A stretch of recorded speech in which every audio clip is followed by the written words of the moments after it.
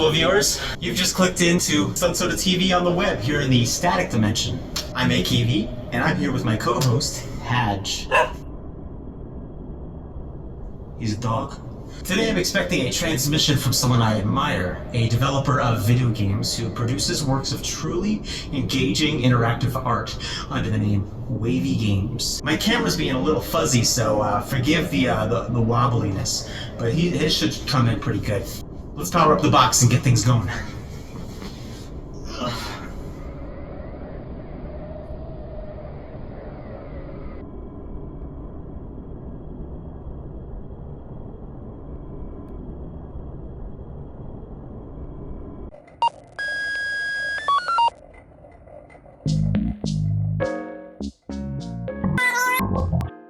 I'm here with Mikko from WAVEY Games. You're in Eastern Europe, right?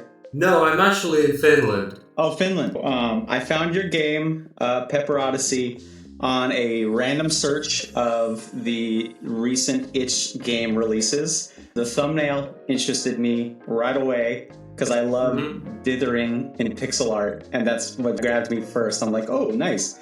Kind of color-limited pixel art, my favorite. So as soon as I saw the screenshots, I knew I had to check it out. And let me tell you, I couldn't put it down. I lost a lot of sleep. I was a zombie at work the next day, and that was when I sent you the email to see if you'd like to do this interview. So judging by your itch page, your oldest game was uploaded in 2021. Is that about when you first started developing games? Yes, that's when I first started. Nice. 2020. It took me probably 6 months or so, maybe less, to do that first game. But yeah, of course, it had been in the back of my mind for a long time. That first game, I believe it was called Fool Around. It seems to be something of a Yumeniki-ish dream exploration type game. Yeah. Unique art style compared to other games of that type. Is that something that inspired you to give game dev a try? Were you fans of games like that? Yumeniki was kind of something I did want to try at the time. I've almost forgot about that, really. First game actually, which was an indie game developed by a solo dev, which sort of brought to my consciousness that it's possible to make games. And they're not something that exists like the television. But the first game was 5 Days a Stranger. So that's where the whole AGS thing comes from. That's Yahtzee. That's a Yahtzee game, right? Yeah, that's a Yahtzee game. Yeah. I think that's where the whole I'm gonna do a Yumeniki type exploration game, but it's gonna be a point and click game. So after that game, you made a game called Shape Village, a point and click adventure. And then you made Menial, which you describe as a utopian bagel simulator, which I think is a great tagline. It looks like with those two first games, your sort of artistic style was sort of established from the get-go. Were you a pixel artist before you made games, or did the two skills kind of develop together? It totally developed together. I had no previous experience with pixel art before Fool Around. Did you do any traditional art, or was it all straight up? Oh, sure. Yeah. Sure, I've drawn with a pencil for as long as I remember. So after those three initial games, you came out with a point-and-click game called Melon Head, which, from what I can tell, is your most feature-complete game to date. Am I wrong? It feels the most complete of all the games. I think so. I think it was also the first game that I felt comfortable with going commercial. That's a difficult thing to choose, because it's like, well, obviously my effort is worth the money, but then will people play it? But that you did the best model, which is a demo, and then you pay for the full version. That's the best. Oh yeah. For me, that's actually, it's a no-brainer. Yeah, it seems like early access has replaced the demo model. Yeah, demos do have that nostalgia too, like that's true. Demo discs and all that. Demo discs, shareware. Yeah. Yeah. For a little while, people were going to try to bring back shareware, but I think it's too expensive because it's basically physical distribution. And that came out only 8 months after the Bagel Sim. It's a very short amount of time, comparatively. Yeah. Were you already working on Melon Head while you were finishing Menial? I think I jumped into it right afterwards. Not even right afterwards. Mm-hmm. I think I juggled with a few projects for a couple of months. And then I came to Melon Head. Is it really only 8 months? That I'm basing it entirely off of the dates on the itch page. I could be wrong. Did it feel like longer? It did feel like longer. But then again, with Melon Head, I actually made a little projection in the beginning, like when it would be complete. Mm-hmm. And I thought I would release it early this year. It was just finished before that, so... Yeah, it's really impressive. I mean, there's people who make game jams in a week, but they feel very incomplete, whereas Melon Head feels like a complete package in such a short amount of time. That's pretty impressive, I think. Melon Head was the first to demonstrate, in my opinion, your incredible skill with working in limited color palettes. It has that sort of DOS-style EGA palette with the cyans and blues, Is that something that you set out to do right away with Melon Head, or was it something that you always wanted to explore? I wanted to try a limited color palette, like a 16-color palette. I actually had a project that used the Commodore 64's palette. Then I delved into the world of old-school graphics and I found AGA. It works great. I think limitations like that really sort of encourage creativity. Also, I would say about the palette, something about the AGA palette is probably the saturation that's like so wild that the colors kind of work weirdly together. I really felt in love with that, and still am,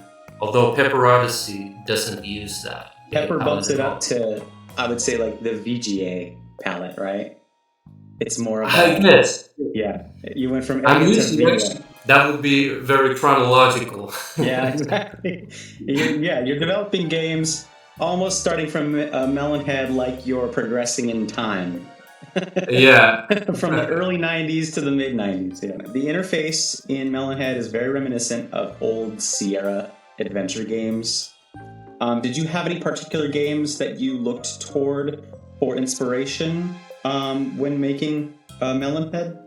Manhunter is one. It's so surreal. It resembles Melon Head in that sense. I haven't really played them because they're so damn hard. Like, I died immediately, and it's horrible. But I checked out pictures mostly. In those days, it seemed like they wanted to get you stuck so that you'd have to restart from the very beginning. Yeah, it's a test in patience for sure. Oh yeah, Loom looks wonderful. The AGA version of Loom and the version of Monkey Island. Yes. I'm not a big old school point and click gamer. You have a natural talent, I would say, for sort of absurdist humor that seems to come from someone who, if you maybe weren't writing comedy ahead of time, you're just naturally good at it because it's hilarious, and I find myself like belly laughing playing Melon Head. But the character designs are also super memorable. Do you always set out to make games with humorous themes? I guess it just comes from the writing process. And also maybe it's just more exciting for myself. Yeah. Because with comedy you can kind of push the limits and like make nonsensical solutions and characters and all that. While if I wanted to make some serious drama with an important issue or something, that I guess I would have to make it more realistic and doesn't suit me. Right. There's freedom in comedy, I guess. I guess so, yeah. Your games are also made really great by the soundtracks. That's another thing I wanted to bring up.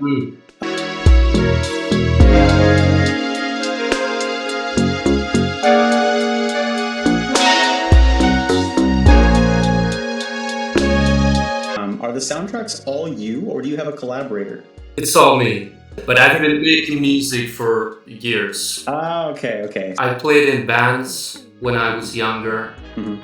I think I made my first song like when I was 12. It was called Hell's Gates. Nice. It was inspired by a level in Quake 2. Heck yeah. Yeah. Was it metal also, or? Oh yeah, it was thrash metal like. Yes. One of the inspirations to go game dev was also that I wanted to have something to put my music into. But it's become more than that, I Definitely. think. I think you've found a new set of skills that maybe you didn't know you had before. Especially with programming and scripting. I've dabbled with game dev for years and years, but it's always the scripting and the coding that trips me out because I love the art side of it, but that the technical side just slows you down so much. Yeah, definitely. It was hard to learn. Mind if I ask what software you use to compose the music for these games? Because it sounds a lot like tracker music. Okay, I use Reaper. I have a MIDI keyboard. I play the stuff in and fix it on a piano roll. For Melon Head, I have used some like analog synths to Microbrute by Arturia. Very cool. Are you planning on sticking with AGS? Is this something that you've grown accustomed to? Yeah, I'm planning on sticking with AGS. I have tried Game Maker, but as soon as the tutorial ends in YouTube, I'm totally lost. Yeah. But with the AGS, I've learned it well enough that I can just rely on myself, and that's a big plus. AGS also has a strong community, so there's a lot of ways to sort of get around certain features. It's a really flexible platform. I could see Pepper Odyssey making it to Switch one day. Oh, Crossing fingers, yeah. That's not a bad idea. That's not a bad idea. Your latest game, the one we're really here to talk about, is called Pepper Odyssey. You jumped back into the RPG space for this one. You had a little bit of RPG in Menial, a little bit in Fool Around as well. But this one I think is actually a full-fledged sort of RPG experience. But with a unique battle system in place called the Wheel of Emotions. I would describe it, maybe let me know if I'm a little off base, but it's kind of a mix between the persuasion minigame in Oblivion and the battle conversations in Shin Megami Tensei. Yeah. Okay, cool. Does that match up with your vision, or did you have something else in mind when you were combining concepts to create the Wheel of Emotion? What was the first thing you mentioned? Persuasion game. Persuasion minigame in Elder Scrolls Oblivion. You know what I mean? Yeah. Because it's literally a wheel, and you do bribe or intimidate, and it expands or decreases. It's a horrible game, though. Everyone hates it. They do a very bad job with it. Also, what it brings to my mind is I think there was a mini game that had to do with persuasion in Deus Ex, some of the newer ones. Human Revolution, maybe? Yeah, Human Revolution. Yeah. That was pretty cool. Yeah. But I wasn't really thinking about it. I really wanted to make a battle system with a lot of goofy choices.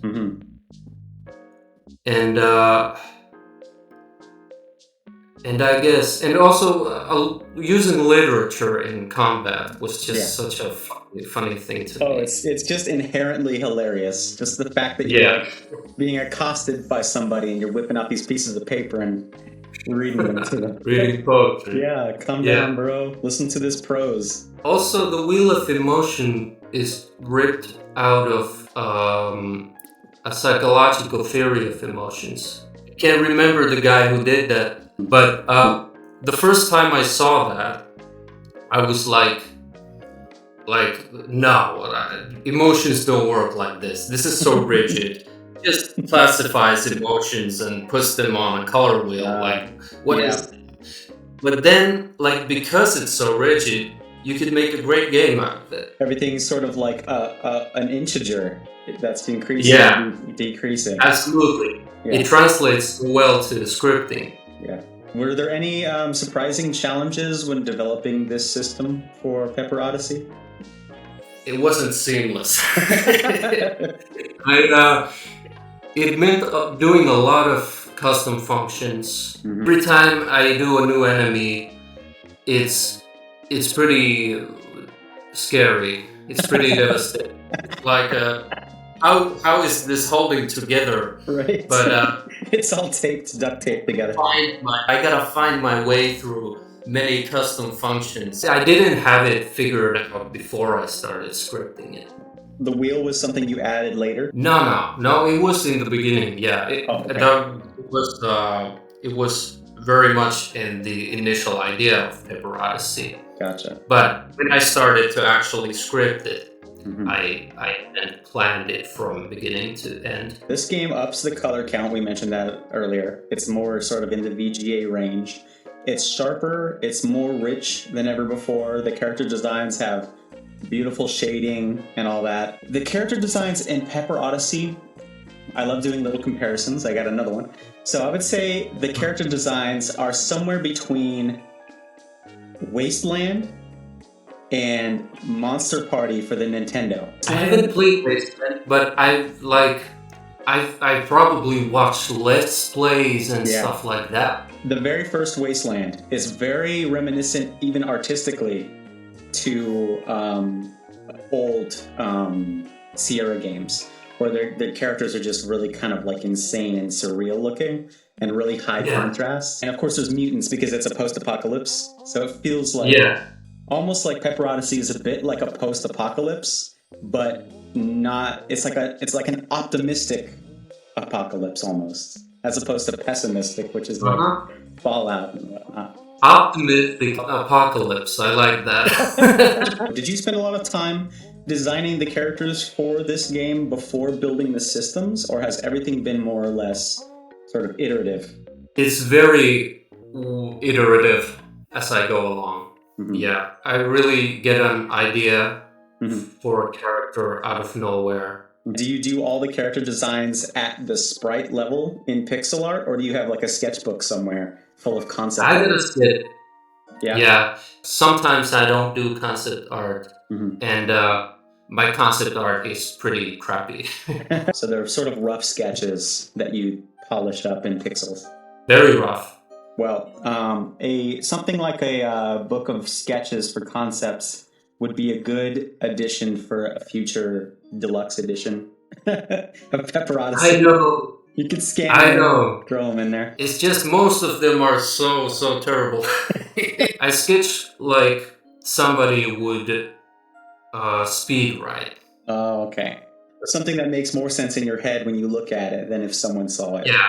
Some elements of Pepper's design kind of reminds me of a game called Malpiti Island. I haven't played Malpiti Island. Mm-hmm. I've only played Black Sands. Mm-hmm.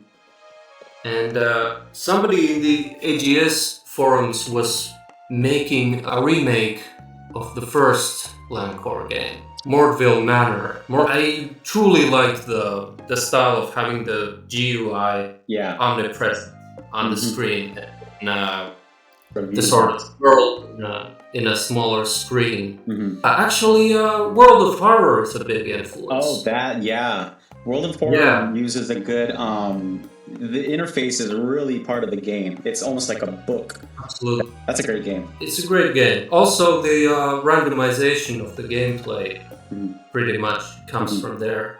Do you have any plans for the future of WAVEY Games? Are you just going to keep building on Pepper until it's complete and then move on to the next thing? Or do you have something in mind? I was thinking that I would do smaller games.